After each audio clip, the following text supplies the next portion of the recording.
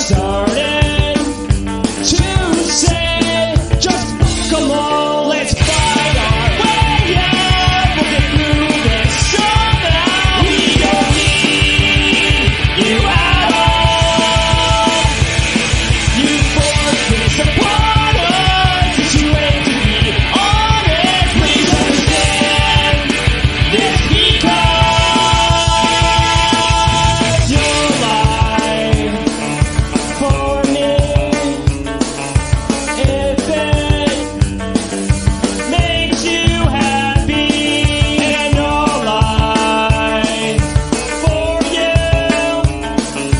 If it makes you happy, let's fight our way up. We'll get through this somehow. We don't need you at all.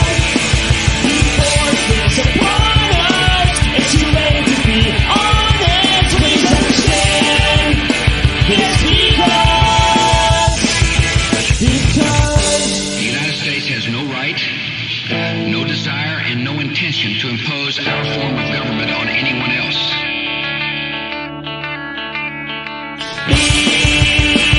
even though this wasn't so, I know that time might save us all.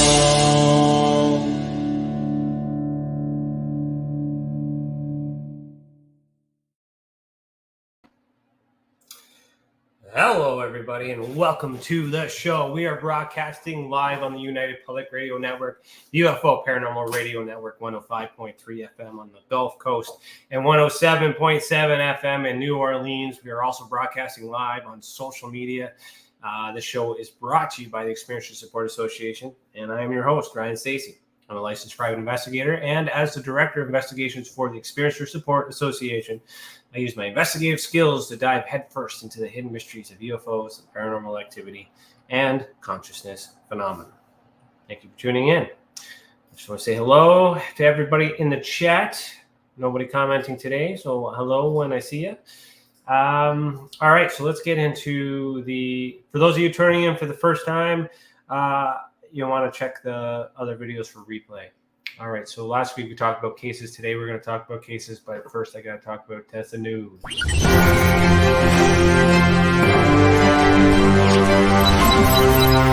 Tessa News and Updates.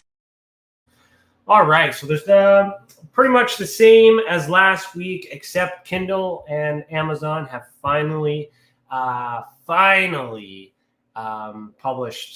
the rebrand book. So I guess I can see if I can send you this right now, show you this. Can you PMs? No, I can't do that right now. But the book has officially been rebranded to Encounters of the North. So it's previously, for those of you who don't know what books I'm talking about, if you go to the investigations, you go to annual data sets. And I'm going to just take it here. You'll see these Canadian current event surveys. That was the original branding. It's now called Encounters of the North. And the reason why I've done that is so it'll be easier for people to find. It's Canadian current event survey. Since then, or I didn't see it in my market research in the past, but there was a lot of misinformation or confusing information there. So we have the new book cover called Encounters from the North. It's right here, Kindle edition, and they've made the changes, of course, for the paperback. The Kindle I'm still working on to make that change. Oh, it is there. Perfect. Follow that link. All right, so that is officially the new name of my series, Encounters from the North, Canada's Declassified UFO Report 2021. So I'm working on 2022 and 2023. I actually just got a 350-page declassified document from the Canadian government today. Have not been through it. I imagine Otis probably has it as well, so he might be writing an article about it before I get to it. Doesn't matter who gets to it first, as long as it gets out there. All right, but I am going to be going through that relatively soon because now I have to finish my 2022 and my 2023 reports to get to be current. All right, so if you guys are interested in that, it is in a series which is called Encounters from the North. I'm going to share this link in here. Okay, this is good research material, investigation stuff and stuff like that. I show my work, how I come to these conclusions and whatnot. If you're better than me, which most of you probably are, please let me know how I can work smarter and not harder, and maybe join my team. All right, there's a lot of work that I'm doing by myself, but I would appreciate to have some aces in places. All right, Lisa. Hello, everybody on Facebook today. Good to see you. Thanks for tuning in, Lisa. How are you doing? All right. So other than that, as far as Tessa news goes, Experiencers Anonymous has been, date has been set.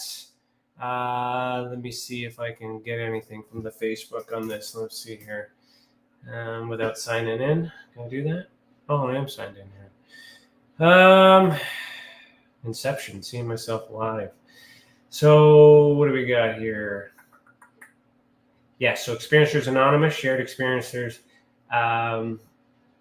So this is the event posting for it. If you guys are interested, it is on Eventbrite. So Experiencers Anonymous, we were talking about that for the last few weeks. I'll put that in the comments as well. If you guys are interested here on Facebook, but to get the ticket, it's free. It's on Eventbrite. So you would click that link. And then you would want to, there's only a few tickets left for August 28th. So it's a little early at the end of the month for it to book out, but I hope everybody that has signed up so far will still hold their spot so others can get in. But this is a good go. I don't know how many tickets are left, but it says few tickets are left. That's good. The agenda: welcome, introduction, participants introduction, group discussion, experts presentation when applicable, support session, and closing remarks. So there's your agenda there. There's some information here about what the program is, who it's for, and there's some frequently asked questions, and of course there's some tags. So that's doing good. We're bringing that back. I'll put this comment in there. Oh, Lisa says she's got her ticket. I appreciate your integrity there, Lisa. But remember, it's supposed to be anonymous. But thank you for being brave enough to not have to be able to come forward, and that's something that needs to be recognized. All right. So even though we want it to be anonymous, if you don't want it to be anonymous, that's fine. But let's try to respect the anonymity of the program as well as the other people. And I'm glad to hear you got your ticket, Lisa. That's awesome. So put that in your calendar, okay, for those that are interested. Another thing on the Tessa side, I do believe, no. This is more of an esoteric thing, so let me just segue into this for a second here. We haven't talked about this, psychogenics and esoteric.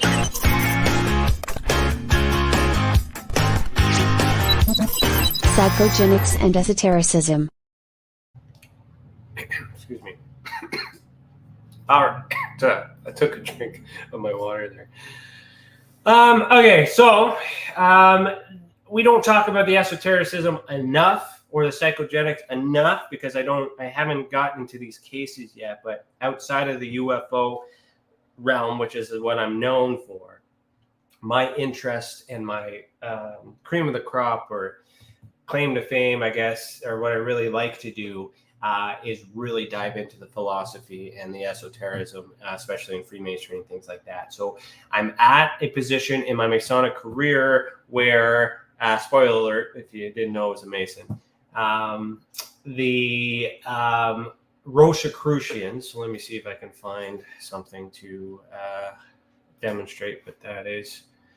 SRIA, I guess. Yeah, it's the UK one, but we can use this as an overall. So this is one of the appendant bodies that I'm part of in Freemasonry, Rosicrucian Society. It's Christian-based, of course, but you receive grades instead of degrees. We always focus on the Hermeticism, esotericism, Freemasonry. There's a whole bunch of things, the Kabbalah, whole bunch of things. We get into the hidden mysteries of nature and science. So I'm due for my 4th grade. If those who are in the Rosicrucian art, they will understand what that means. And in order to qualify for that, I have to write a paper. So I've written a paper about my ultra spectrum classification system. right? So it's called, as I said, a new paradigm of classifying UFO and paranormal phenomena. So I go through and I explain it. There's an introduction about why, literature review. So I do review a few of the most important things. And here I am trying to explain to a Masonic body how the Hynek Vallée classification system needs to be upgraded and explained. And all this paper is basically explaining all that, the methodology, case studies, and applications, and how it works. And so I've done that in secret, in a sense, because it's done in within the walls of masonry. But I'm hoping to make a public article about this soon. Right now, it's in peer review right now by the college. And as long as it meets the criteria to be submitted, then I'm going to be able to share this with you guys in a public way. But I compare the system to how it works for the Hermetic science, Kabbalah, nature, esoteric traditions, philosophical and religion implications, nature's secret and ancient wisdom. So it's not just UFOs and nuts and bolts. I really get into it. And of course, I've sourced places like, J. Allen Hynek's work, Jacques Vallée's work, a few other people, Antoine Fabre. I can't say that name. But anyway, so, all the stuff is there. So that is something that's new that I've worked on. I just kind of wanted to talk about while I'm here. And as soon as I can make that public, I will. All right, so it's 5:14. Let's get into our event for today. And I believe it's aerial activity, so we're going to start there.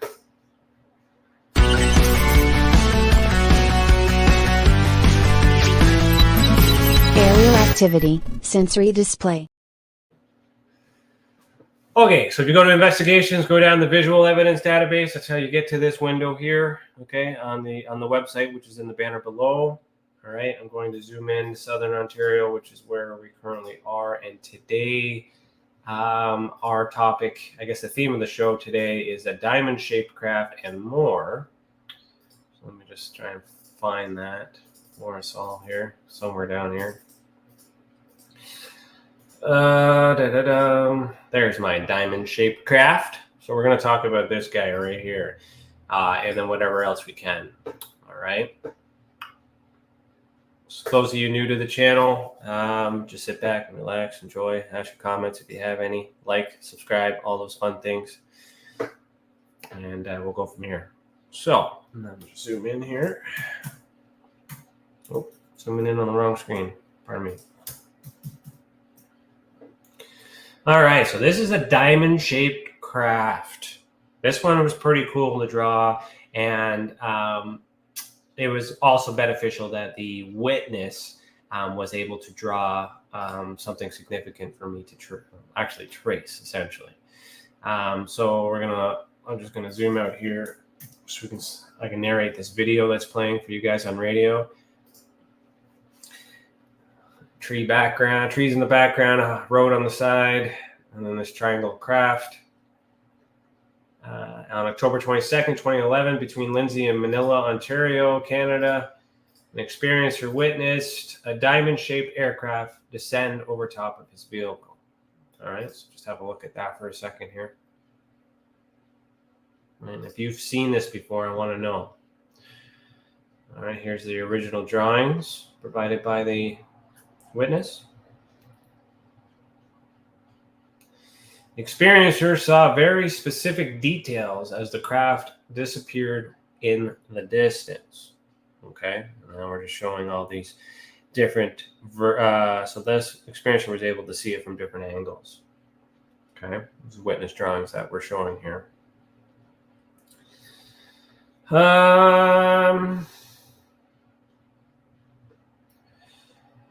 Let me go here. Yeah, so there's a few color photos of it. It's like, it moved slow and quiet. And have you seen anything like that? All right, that's what we're looking into today. So the witness statement, as of March 24, 2019, is driving my delivery truck to Lindsay on Trans-Canada Highway 7 between Manila and Lindsay. Aircraft is descending in my direction. I pulled over onto the soft shoulder to observe the aircraft, believing it to be a 747 freighter plane. I sometimes observed an aircraft during my deliveries and watched them. This was a clear moonlight night with very few clouds. I was intrigued by the descending aircraft so far away from Pearson International Airport. The aircraft was showing no marker, flashing strobes on wings. As the aircraft became more visible, I began to notice its outline. It was still descending slowly at a shallow angle. The wingspan was wide with a slightly pronounced middle bump, which I assumed to be the cockpit area. At approximately 1,000 feet, the aircraft began to level out and changed its direction slightly. The landing lights dimmed at approximately 12 miles per hour. The aircraft flew past me to the left of the truck at approximately 500 feet. The aircraft was a perfect diamond shape, black with a dull white light in each corner of the diamond along the center line, but just behind the middle of the aircraft, a red revolving light turned slowly. It reminded me of an old police car revolving around red lights. No engine noise was heard or observed. The aircraft began to change direction, slightly moving west or northwest and slightly increased speed, and began to climb higher and higher. A long, thin cloud was behind me, and the aircraft flew into it. The cloud glowed white as the aircraft entered it and dimmed as it passed through it. I watched the aircraft pass into the distance until it disappeared into the black night sky. All right. I see a like over here. Who liked me? Who liked it? Who liked it? Sahara Bad Max. Thank you. Sarah Bad Max. Thank you for the like. So let's look at these images. For you on radio, unfortunately, you were missing out here, but we're looking at what appears to be a front or back view of this craft. Written on it is some text here: Highway 7 Manila to Lindsay, Ontario. This HSPD 2019, that used to be the old branding of the reporting system, which was I forget what it was called. But anyways, moonlight sky, clear sky, 0.28, 2 o'clock in the morning, light white. So you can see these lights here, right? Descending towards my location. Then as it goes over top of this individual, this is what they see heading to the west. And that's very, very interesting. Oh, I got some more love over here. What's going on? Dana Kabatoff, thank you for the like. Lisa Savoy, thank you for the love. All right, let's keep going. So dull white light on each corner, 800 and 1,000 feet, 500 miles per hour. How they come to that, that's also a guesstimation, but this is that revolving light that it referred to. And this is over top. So again, coming at them or going away from them. I'm assuming coming towards them based on the description there, and then over top, and then on its way over him. And here's his truck here down here. Okay, revolving red light, 2,000 to 800 feet, so it's on its way down. Each corner of a diamond, blah, blah, blah. Trees, east-west Manila. And then this is it going away. So this person with these drawings, assuming credible, got a really detailed look of this machine. Now, I do recall, I have to look at my notes to be specific, but I do recall a similarity with the diamond-shaped craft. What was that called? Aircraft. Let's be specific here. There's one that's actually shaped like a diamond, and we did try to match it to that, and I can't remember. Yeah, the stealth fighter here, the Lockheed Hopeless Diamond. That's it. The Lockheed Hopeless Diamond. Okay, so we're going to open this up here. I think that's what it was. However, it hasn't been confirmed, or something similar to that, because the technology is very similar in the sense of the shape. Now, that's more of a, tapered end than anything. But I mean, of course, we don't know what the witness had, what he remembers, and things like that too. That's kind of where I was sitting with that. However, I couldn't identify it, so it's still unidentified for all intents and purposes. There also was a military base within the trajectory of this. So there's another coincidence, but doesn't necessarily mean it's true. I haven't been able to confirm that. So the Experiencers Support Association, here's the data for the actual report. Experience report, UPR 2019-016. It's a new report. Wanted us to investigate and report. Here's his ID number, 004. So we'll look at that after to see if he's reported anything else. It is a male. Blood type is unknown. Eye color is unknown. 54 years of age at the time of the event. Only one person witnessed it. Felt positive. No injuries. This took place October 22nd, 2011. We got the report about 8 years later. So some time in between. Time of the event was 2:10 a.m. This was in Eastern time zone, and it lasted about a minute. The time of day should say night, actually. I'll fix that. Event type, isolated. Number of objects is 1, and has previously reported no. And the evidence that's provided is demonstrative. The evidence rating is 5. So if we go back to our category, our investigations, and we look at the ultraspectrum classification to see what our evidence rating is. For those of you who've been watching for a while, what is number 5? Do you know? Oh, Lisa says, looks something like an F-17 Nighthawk. That's very specific. Let's look at that. F-17, 117, pardon me. Nighthawk. Let's take a look at that. Yeah. It could be that craft as well. Very well could be. And I think I don't know if the Hopeless Diamond is the same thing. I don't know. Let's check it out.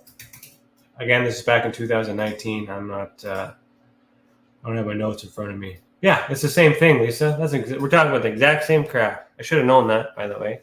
But I'm not a pilot, FYI. Good call for you knowing your aircraft, Lisa. Good job. Okay, so good. That is definitely it, or at least what I think it is. All right, so we're looking at an evidence rating of 5.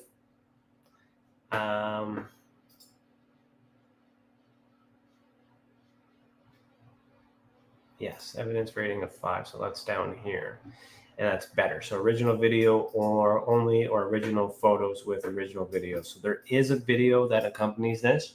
I do not have it online. I do need to put it online. But I'm kind of reserving that for another project as well, film project that we're working on. Okay. So then as we carry on, sensory display activity level 1, which means machine. Archetype is UFO. Unidentified, close experience because it was 500 feet, less than 500 feet, right? Let me see here.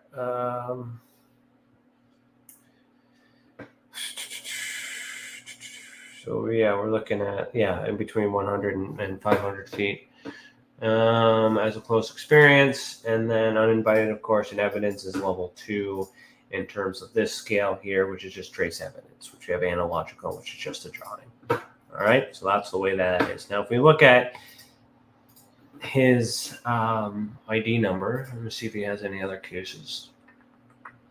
Yes, so I believe we talked about this one on a previous episode. Okay, this is also important to determine the credibility of some experiencers as well, to compare sightings, right? You could also compare the artist's work. This one obviously can draw, right? So that's where we're at with that. Okay. Any questions on that? Let me know. Nothing? All right. Carry on. Let's move on to the next one. So let's go. So we're here. So now I think we covered these ones up here. Yeah, it's a military base. So I just gotta play with the field here to take these off. Government buildings off, basin stations off, observatories off, mines off, schools off. All right, should still be cases. Perfect. So there's our diamond-shaped craft that we talked about as promised. Now let's, I guess, move down here and see what we got. We got another aerial activity, and I'm being observed. So let's talk about this guy. All right, so aerial activity. We're still in aerial activity. Let's see what we got here. So this one is in Stockdale, 1972. Ontario, Canada. An experiencer reported seeing these objects outside his home near a wooded area. And, all right. Oh, hello, Jill Leonard. Happy this came up. Well, I'm happy that you commented. I know you're here. Thank you for tuning in. Please like, follow, subscribe, all that stuff so you can catch this every week. I'm here every Monday, 5 p.m. Eastern Time. Right. Thank you, Jill, for tuning in. Okay, so around June 20th, 1972 in Stockdale. Okay, so let's talk about this case. I'll play the video. And we'll just watch a little doodly, little drawing here.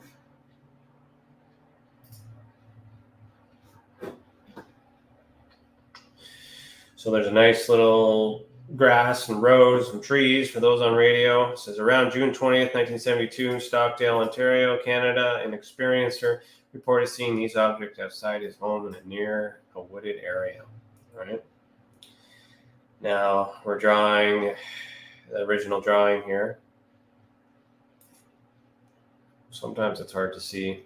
These objects move at different speeds and made sharp, usual angled turns before they shot out and disappeared in the south. And then, of course, the general question is have you seen this before?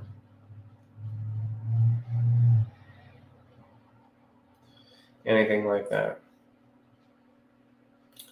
All right, this was a daytime. Oh yeah, this was a daytime event. That's a significant piece of evidence too. This was seen in daytime, so we know for sure that it wasn't a craft.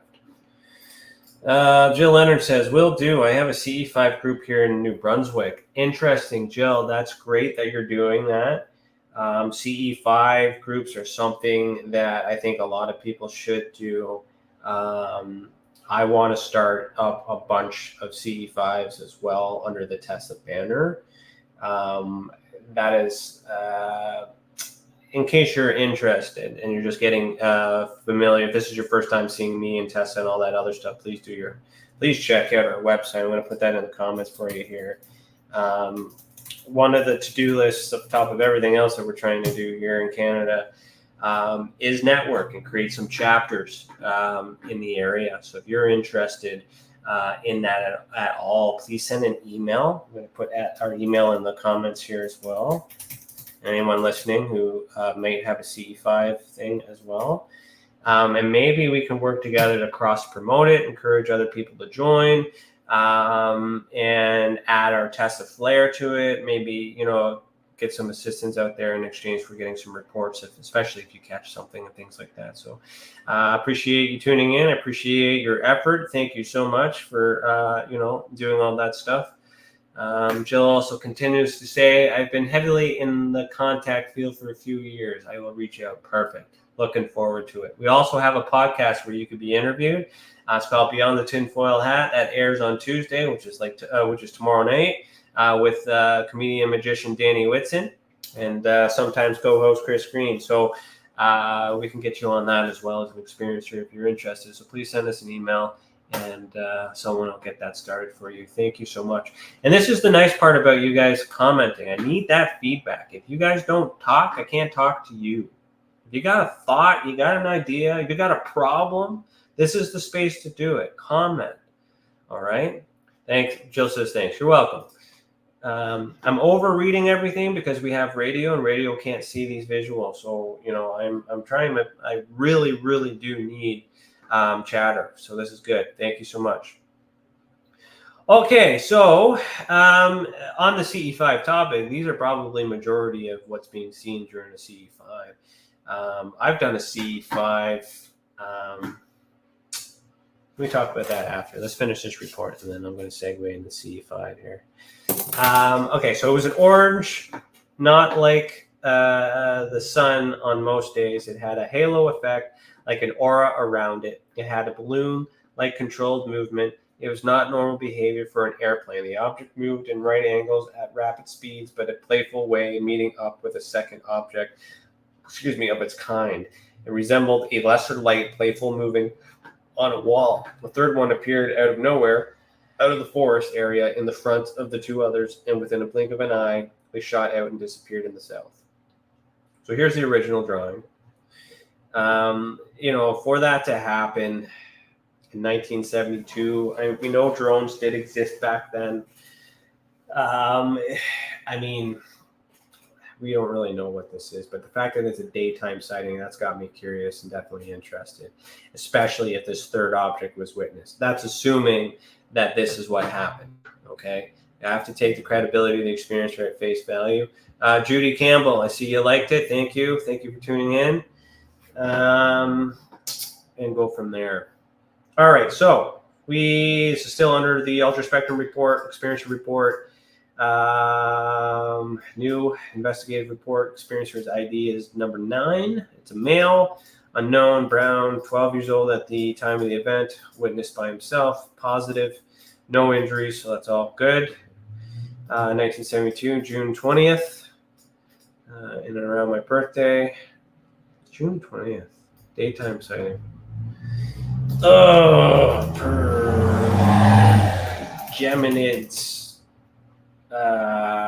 Geminids meteor shower date 1972. See if you can give me that. Okay, 4 December. Maybe it's another one. Sorry, I'm just thinking of something. All right, so report date 2019, so it's a significant chunk of years later. 10:30 p.m. How can that be 10:30 p.m.? This happened twice. I got to make a note here because in my system, when I enter the data, it does it within a time zone, but the date and time I'm noticing is changing because I'm using a VPN, and my VPN is telling me right now I'm in Buffalo. That's a different time zone. So I think the time zone changes in these, so I need to review this information. But anyways, duration is 120 minutes. Time of day, isolated 3. Previously reported no. Analogical evidence rating is 3. So let's go back to that. So 3 is fair because it's a drawing only. Sensory display aerial activity type 2. So we consider this a UAP because they appear to be lights. Unidentified, close experience, uninvited in level 2 and A. So analogical. That's where we're at on that. And this experiencer is only reported once. All right. Now, before we move on to how much time we got, the next one, which is that beings observed. Let's talk about CE5 because that's something I haven't done in a while. So CE5. I guess technically that, how would we classify that? Would that be visitation? As if it was invited and you can confirm that it's extraterrestrial. It's not residual evidence because nothing's left behind, but we're using our mind. So I guess that would be psychogenics and esotericism. All right, that's where we're going.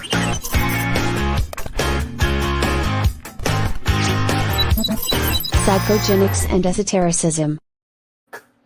Okay, so in the classification system, for those of you who aren't familiar with it, I did take in consideration the CE5 movement, because that, for those of you who don't know what that is essentially is using your mind in a meditative state with meditative sounds and whatnot. If you have it, you can use an app that Stephen Greer has created, but you essentially don't need to do what Stephen Greer has recommended per se, but that's just to give you a general idea of how that works. But essentially, you're using your mind to intentionally invite beings to show themselves.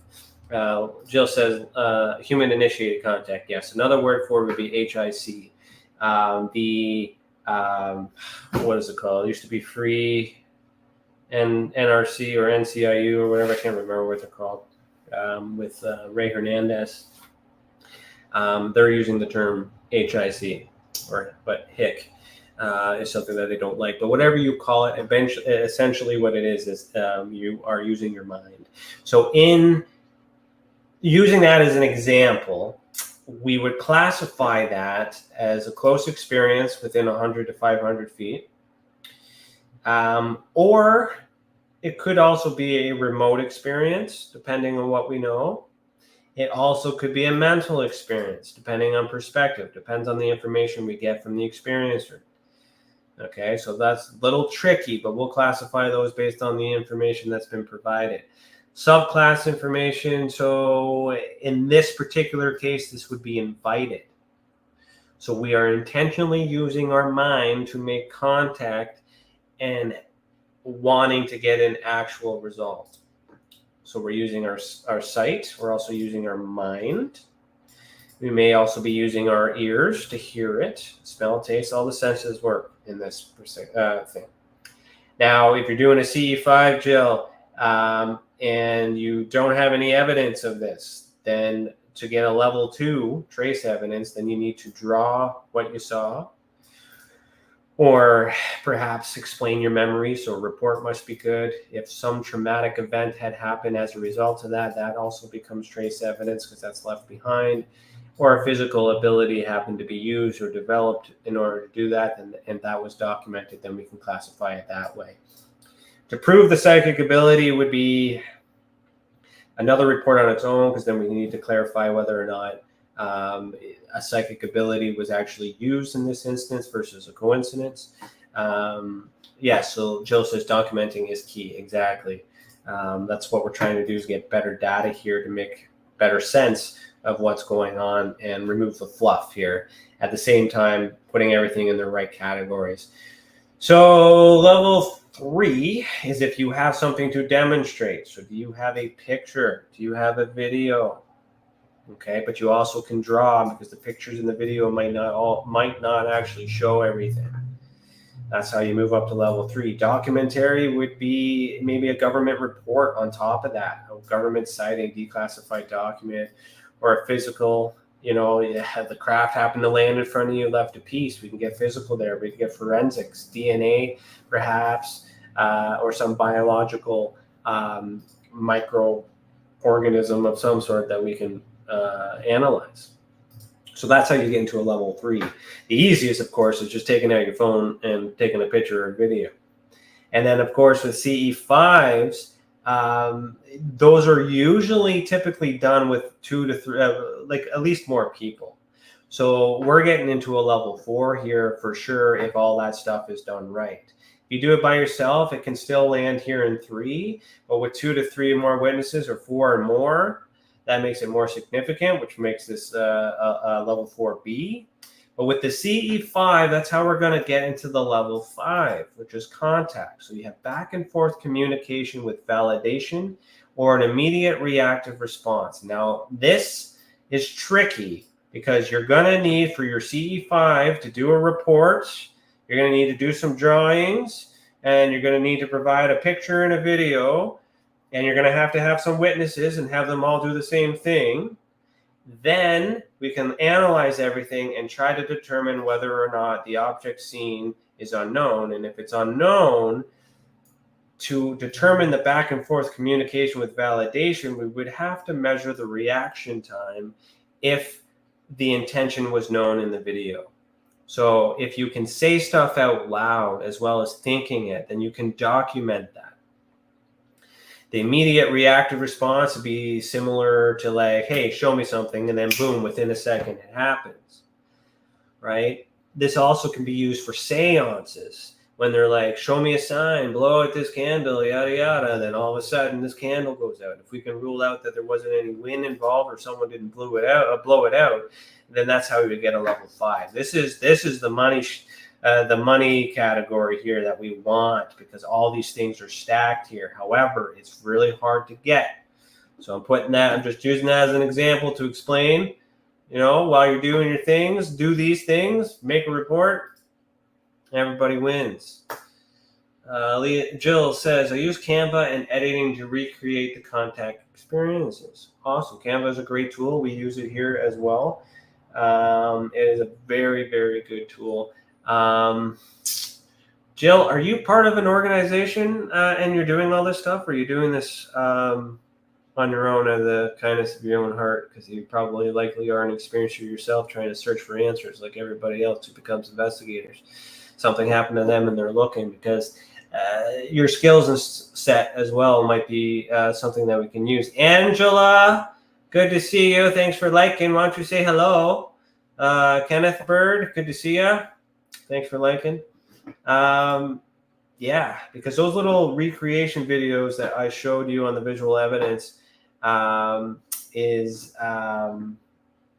something that I've done, but perhaps it might be something you'd be interested in participating as a volunteer for Tessa or a professional partner, depending on what you want to do. So if I don't know where you're from, if you're in Ontario, then we can do business. If you're not, then we're going to have to work something out as a contractor.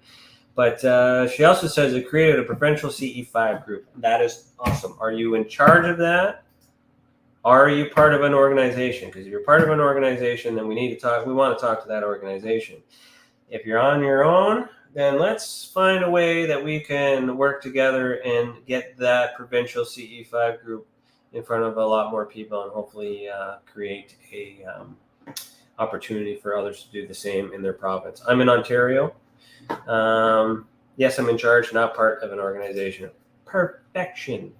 All right, send us an email. Let's talk about that and see what we can do to make it work in a way that you still have control of everything you got going on, but at the same time, maybe we can make an agreement of some sort where we can at least provide some marketing or something.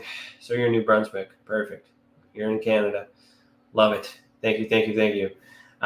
So please send an email. All right, we got you documented here. You said documentation is key. So we have you documented here on this video in front of all the millions of viewers that you're going to send that email. Looking forward to it. Keep your word. All right, or else next week's episode, I'm going to be like, no, I'm just kidding. All right, so 5:45. We still got time. Let's, I guess we can talk about this being observed since we're still in Stockdale or Trenton area. I have family out there too. So if we're getting into beings observed, right? Is that a being? Yeah, beings observed. So I'll be right back here.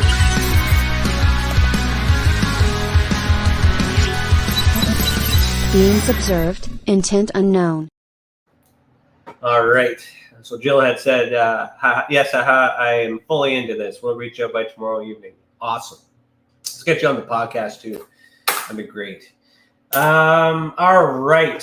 So, and for those of you guys listening to this on the replay, you understand the benefits of commenting in the live chat. All right. Don't be shy. This is what, this is the only time I got in a week to have these conversations while I'm working on everything else. Seize the day, take the opportunity, tell me what you really feel, and let's go. Okay, so beings observed, humanoid, Frankfurt. I should go visit my family up there and check these places out. All right, so there's the image there. Those of you on radio, too bad, can't see. But you can always check out the replay on YouTube or Facebook, anywhere you get your videos from. All right. So Jill, these little recreation videos are used through Doodly. I don't know if you're familiar with that program, but perhaps that might be something you might be interested in assisting with too when the time comes. I can do it. I'm just, many hands make light work, as they say. All right, so we're looking at this guy here. Lisa, this guy might be familiar to you as well. This is not your case. I know this is not your case.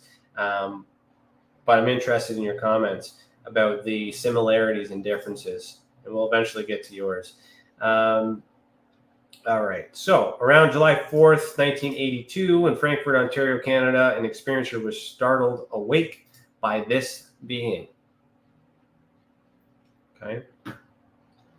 So you'll see similarities, I guess, with the cloak and the hand, but the hand's a different color, I believe, from what you've reported so far. Okay.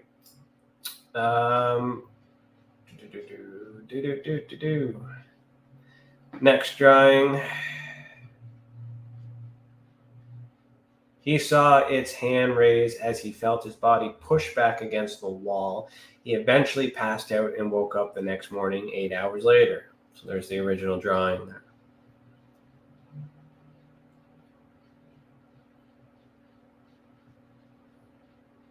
Lisa says, yes, it looks very familiar. I assume so. And that's why I have it set up this way, because eventually someone's going to report the same thing and not know not know you. I know this person doesn't know you. I know what the experiences are, and I know that this looks similar to what you've seen, and this is good data, because then I can compare these two cases with those beings observed to try and figure out what characteristics, because everybody's going to pay attention to certain features that stand out to them, and they're not going to remember every single detail. The face isn't shown here, maybe because the face, couldn't be seen or wasn't as important as the hand. The hand coming out forward and grabbing or pushing this individual seems to stand out, whereas your cloaked beings, you were able to remember the facial details of these beings, but you've also seen them multiple times. Whereas this experiencer has only had it once. I guess, again, to that. We're talking about cases from like years ago, like pre-pandemic. So, I haven't done any cases since the apocalypse there. But I'm going to be getting into them again soon. Okay, I turned over. I opened my eyes and I saw Sonny and Cher on the TV. I opened my eyes wider and I saw a figure standing in front of me alongside my bed, looking down on me. I went into cold sweats. I wanted to get out of bed, but I couldn't. I felt held down, though I wasn't touched. I stood up on the bed. The entity put its arm out with its hand open and pushed towards me. Immediately after I was pushed to the corner of the room where I was held, he dragged me across the wall. I was screaming and kicking, my name redacted, kicking for name redacted, and then laid back on my back. He never touched me during this experience. I was shoved against the headboard and held there. I felt cold pain in the back of my head, into my spine, throughout my body.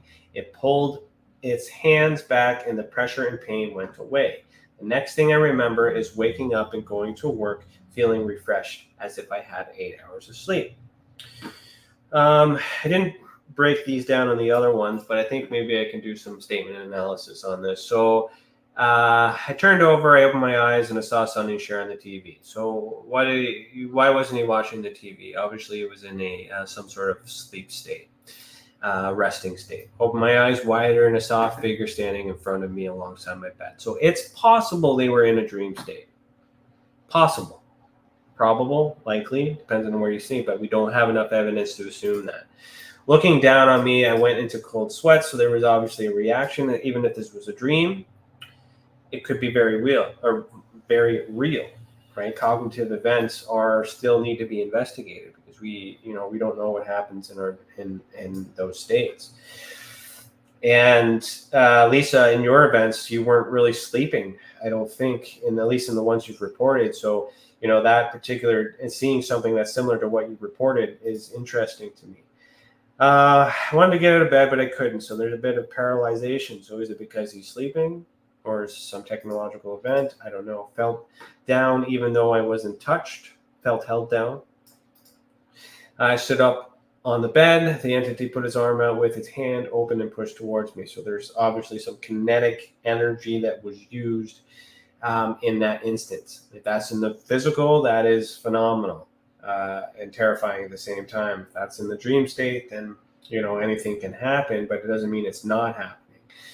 Immediately after, I was pushed to the corner of the room, so that's obviously a frightening experience for this person, right? Headboard held there, felt cold pain, all that stuff was real, but then they woke up as if they were fully rested. So it's likely that it was a dream, or at least in a dream state. But did it actually happen? And that's hard to say no. It's hard to say yes. But imagine it's happening in the ultra spectrum, and taking it, and now this is what they remember. And they pull it out of their dream state, and now we have Lisa over here who's seen something similar. And that becomes a stronger piece of evidence. Julie Evans, thanks for liking. Thanks for tuning in. So let's look at the stats here. We got 7 minutes left. Ultra spectrum experiencer, new, investigate report. ID is 5, sex is male, blood types unknown, eye colors unknown. If you don't know that stuff, it's okay. But I want to get that data because I want to see if there's a correlation between certain blood types and eye color. If you're willing to share that. Age of an event 29. Number of witnesses was 1. Feeling was negative. All right. So here's an example where we would immediately refer experiencers anonymous.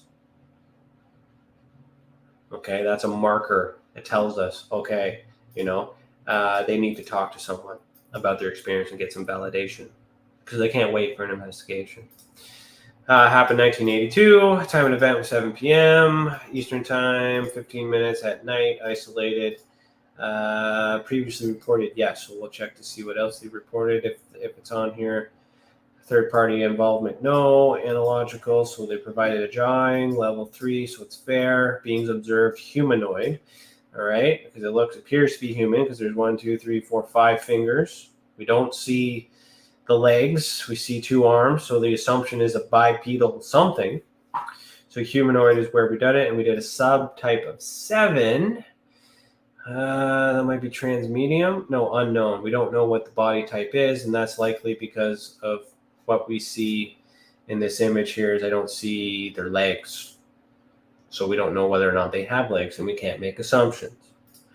All right, the archetype for this would be a shadow figure, but it also could be extraterrestrial or some sort, depending on the shape of the fingers. The color of the skin, whatever category you want to put it in, and that can be changed. That's subjective to the person's perspective and belief. Nonetheless, still unidentified. It's an extreme close experience, so that's less than 100 feet. Obviously, it was uninvited, but the evidence is weak. It's a level 2. Okay, so we just have a drawing, I believe.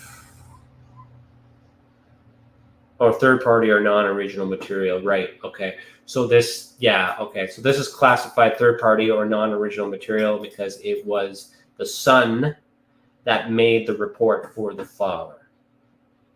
Okay, that's why that's there. If you guys ever have questions, now they did say they made a report so if they say they're not the first time reporting and you don't see more reports, that's because the other ones have been either inconclusive or they've been identified.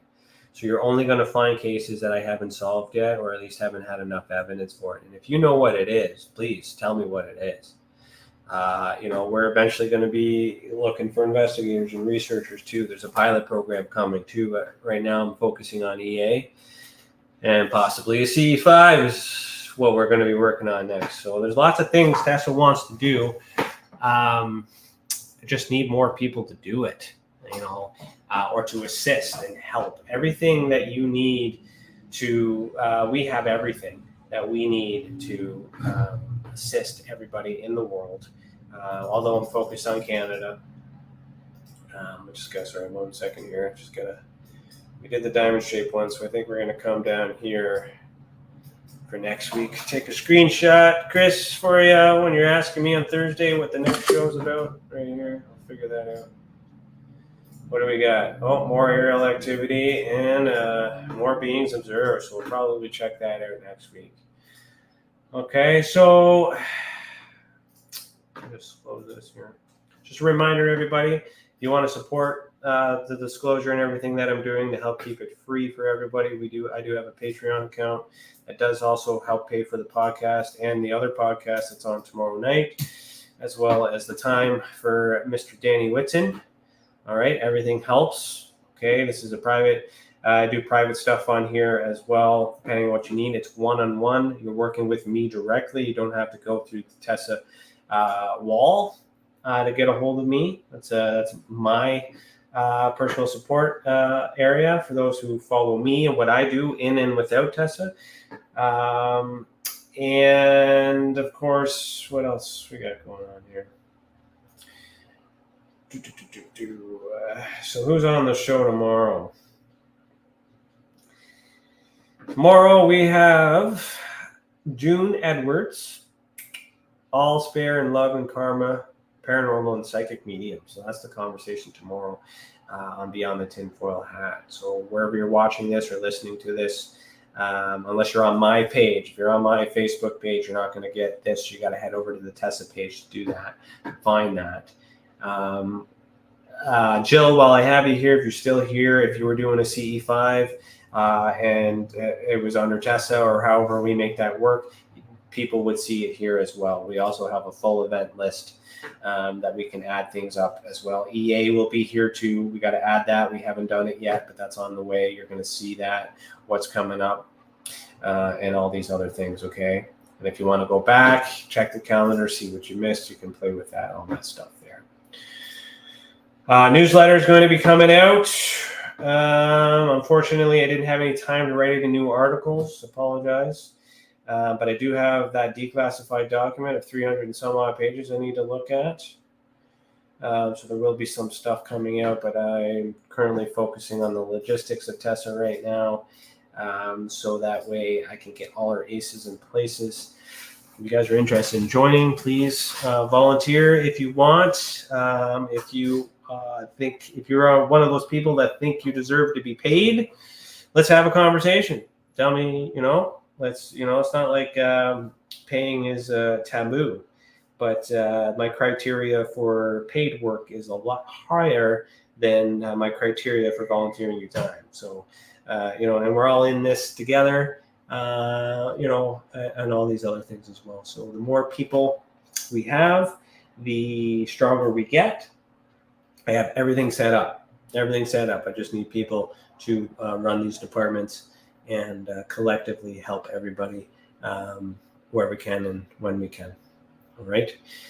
And that's 6 o'clock. So I made it. Without getting stressed out, and my mouse didn't screw up. Why? Because I got something to clean it. Couldn't afford to buy a new one because Mac mouses are like $150. So I bought myself a little cleaner that was like $20 and cleaned the damn mouse. And here we are. I'm happy today.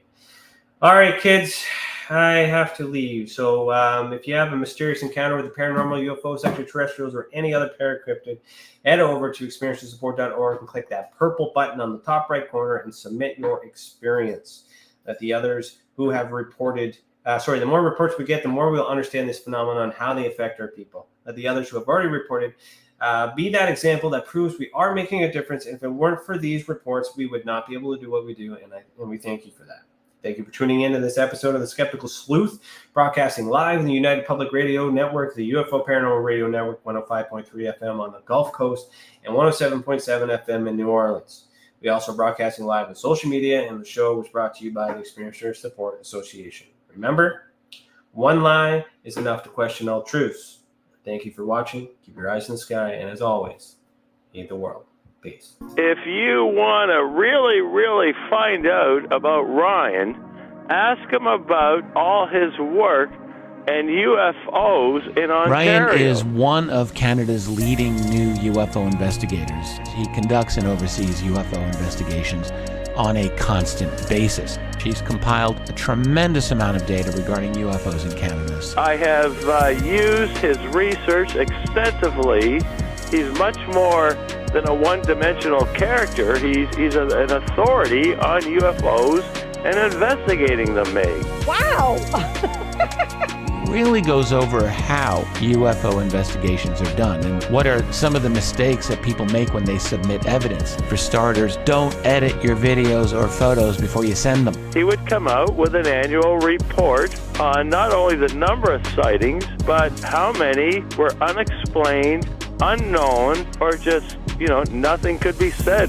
What caused it? If you want to hear more follow-up conversation between Ryan and myself, you can go to richardolanmembers.com, where we have a candid conversation on ufology, the paranormal, and more.